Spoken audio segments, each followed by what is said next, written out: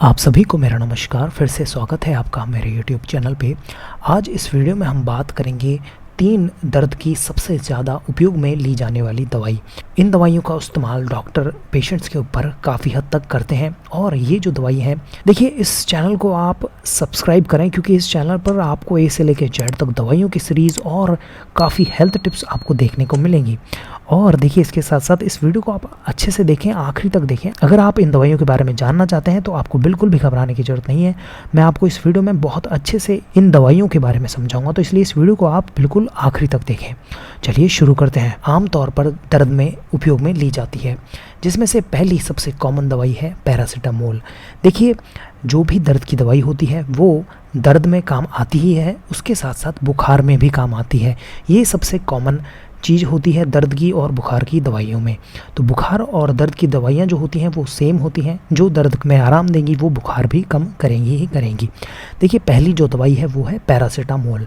Paracetamol देखिए एक compound होता है, इसका अलग अलग कंपनी द्वारा यूज़ में लिया जाता है और अलग अलग कंपनी जो है वो मार्केट में इस दवाई को बेचती है, जिसमें से ब्रांड नेम अगर बात करें तो पैनाडोल, कालपोल और क्रॉसिन जो है ब्रांड नेम होता है, कंपनी का नाम होता है। और इसके अंदर जो आता है वो होता है पैरासीटामोल। ये सब में कॉमन होता है। तो ये पैरासीटामोल के उपयोग जान लेते हैं पहले। जैसा मैंने बताया पहले कि ये दर्द की दवाई होती है और हल्के दर्द में इस दवाई का उपयोग किया जाता है। ज़्यादा दर्द में इस दवाई का उपयोग नहीं किया जाता क्योंकि ये इतनी असरदायक नहीं होती है ज़्यादा दर्द में, बहुत कम दर्द में। लेकिन बुखार में इस दवाई का बहुत अच्छा उपयोग किया जाता है डॉक्टर द्वारा। देखिए जब भी डॉक्टर के पास में पेशेंट आते हैं, डॉक्टर से बोलते हैं कि डॉक्टर साहब मुझे बुखार है और दर्द भी है हाथ पैरों में, तो पेशेंट के ऊपर डॉक्टर ये जो है दवाई प्रिस्क्राइब करते हैं और आमतौर पर दूसरी दवाइयों के साथ में इसका मिश्रण आता है पैरासीटामोल का।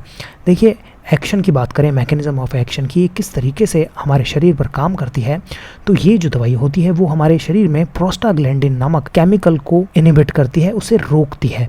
देखिए ये जो प्रोस्टाग्लैंडिन होता है वो हमारे शरीर में क्या करता है, दर्द के लिए उत्तरदायी होता है, हमारे शरीर में बुखार के लिए उत्तरदायी होता है। तो जब हम इस केमिकल को कम कर देंगे, रोक देंगे, तो दर्द और बुखार में आराम आता ही आता है। तो इस तरीके से ये दवाई काम करती है। और अगर डोज की अगर हम बात करें तो अडल्ट पेशेंट में तो 500 mg से लेके 1 ग्राम इसका जो उपयोग है किया जाता है हर 6 घंटे के अंदर। इसके अलावा इसकी मार्केट में केमिस्ट की शॉप पर टैबलेट्स, सिरप और इंजेक्शंस अवेलेबल होते हैं। टैबलेट्स जो है डॉक्टर प्रिस्क्राइब करते हैं, सिरप जो होता है वो बच्चों के लिए उपयोग में ली जाती है। इंजेक्शन क्या होता है, देखिए इमरजेंसी की सिचुएशन में जब पेशेंट हॉस्पिटल में एडमिट रहता है और उसे तेज बुखार रहता है तो इस दवाई का इंजेक्शन लगाया जाता है, जिससे पेशेंट को तुरंत आराम आता है। आइए अगली दवाई के बारे में जानते हैं। देखिए आइबुप्रोफेन। देखिए आइबुप्रोफेन है, ये भी एक आमतौर पर दर्द के लिए काम में ली जाने वाली दवाई है।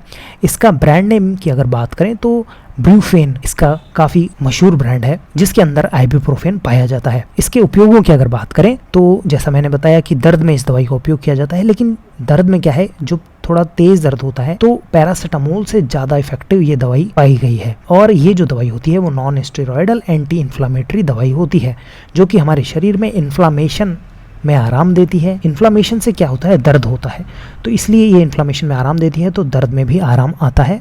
और स्पेशली पूरे शरीर में जब थकावट और बुखार होता है तब ये दवाई बहुत अच्छा असर करती है और डॉक्टर इसे प्रिस्क्राइब करते हैं पेशेंट्स को। इसके अलावा इस दवाई का उपयोग फीवर में किया जाता है, बुखार में, और जब महिलाओं को मेंस्ट्रुअल पीरियड का दर्द होता है तो भी इस दवाई का उपयोग किया जाता है। इसके अलावा सर दर्द में इस दवाई का बहुत अच्छा उपयोग किया जाता है और जोड़ों के दर्द में भी इस दवाई का उपयोग जो है किया जाता है, जिसे रोमेटॉइड आर्थराइटिस बोलते हैं। देखिए अगर बात करें इसके मैकेनिज्म ऑफ एक्शन की तो इसका एक्शन भी कुछ पैरासीटामोल जैसा ही होता है। ये जो दवाई होती है वो नॉन सेलेक्टिव रिवर्सिबल इनहिबिट करती है COX-1 और COX-2 को।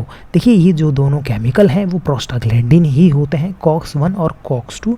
ये जो दोनों केमिकल होते हैं वो हमारे शरीर में दर्द के लिए, बुखार के लिए उत्तरदायी होते हैं। तो इन दोनों केमिकल को ये दवाई इनहिबिट कर देती है। उससे क्या होता है, आपके शरीर में दर्द या फिर जो बुखार है वो कम हो जाता है या फिर बिल्कुल ख़त्म हो जाता है इस दवाई को लेने के बाद में। देखिए डोज की अगर बात करें तो अडल्ट पेशेंट में 200 से लेके 400 mg इसकी जो डोज है वो रहती है और मार्केट में इसकी टैबलेट्स और सिरप अवेलेबल होते हैं।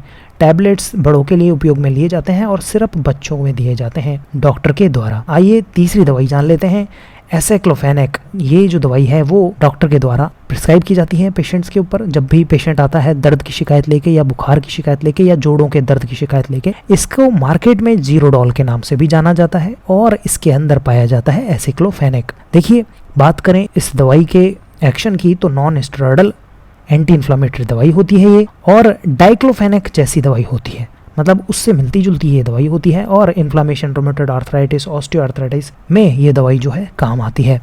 इसके अलावा देखिए, बात करें इसके एक्शन की तो सेम एक्शन होता है। COX-1 और COX-2 को ये दवाई जो है इनहिबिट करती है, जो कि उत्तरदायी होते हैं इन्फ्लामेशन के, दर्द के और बुखार के लिए। आइए और देखिए, डोज इसकी बात करें तो 100 mg 2 टाइम के लिए इसकी जो डोज है वो होती है।